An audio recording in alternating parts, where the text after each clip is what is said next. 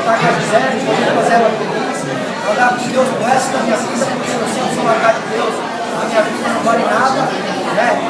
E a maior alegria que eu tenho hoje aqui é de glorificar o nome de Deus. Porque se eu posso estar dando testemunho para ver uma palavra, é porque Deus tem feito isso na minha vida.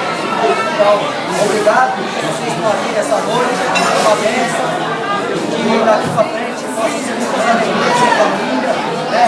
E que vocês possam ver, eu dando passo, né? Uma caminhada, uma vida feliz, fazer o Gisele feliz. E hoje, diante da família dela, eu me comprometo em fazer ela feliz para essa vida e automaticamente vocês também serão felizes com a nossa alegria. Amém. Perdão pela as pessoas que compartilharam algumas coisas erradas que eu fiz, mas hoje eu tenho a oportunidade de me redimir, pedir perdão, de oração a Deus, e eu quero, além de fazer ela feliz, fazer vocês também felizes com a minha vida. E o pedido? E o pedido?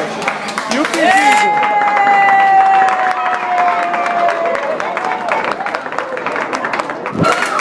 E aí, Gladys? Ô Gladys, ô Gladys! Ô Gladys, ô Gladys, o pedido! Ô Gladys!